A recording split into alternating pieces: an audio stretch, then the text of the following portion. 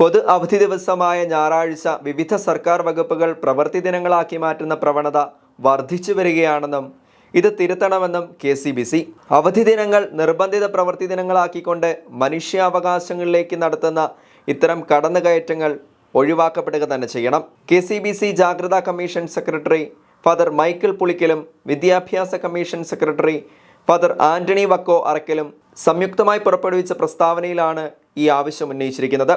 പൊതുവിദ്യാഭ്യാസ വകുപ്പ് ക്യാമ്പുകൾ, കലോത്സവങ്ങൾ, മേളകൾ, വിവിധ ദിനാചരണങ്ങൾ തുടങ്ങിയവ ഞായറാഴ്ച ഉൾപ്പെടെയുള്ള പൊതു അവധി ദിവസങ്ങളിലേക്ക് നിശ്ചയിക്കുന്ന രീതി സമീപകാലങ്ങളിൽ പതിവായി കണ്ടുവരുന്നു.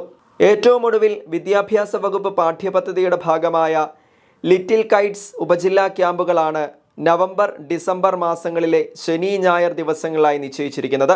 16,000-ഓളം കുട്ടികൾ പങ്കെടുക്കുന്ന 260 ക്യാമ്പുകളാണ് അത്തരത്തിൽ കേരളത്തിലുടനീളം സംഘടിപ്പിക്കുന്നത്.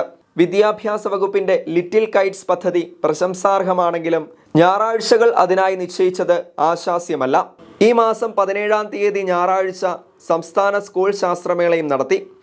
2022 ഒക്ടോബർ 2 ഞായറാഴ്ച അപ്രതീക്ഷിതമായി വിദ്യാഭ്യാസ സ്ഥാപനങ്ങൾക്ക് പ്രവൃത്തി ദിനമായി പ്രഖ്യാപിച്ച നടപടി വ്യാപക പ്രതിഷേധങ്ങൾക്ക് വഴിയൊരുക്കിയിരുന്നു.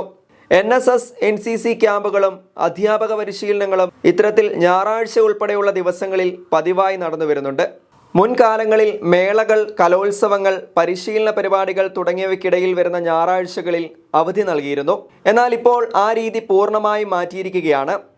പഠനത്തിൻ്റെ ഭാഗം തന്നെയായ ഇത്തരം പാഠ്യേതര ക്യാമ്പുകളും പരിശീലന പരിപാടികളും മറ്റും അധ്യയന ദിവസങ്ങളിൽ തന്നെ ക്രമീകരിക്കുന്ന നയം സർക്കാർ സ്വീകരിക്കണം.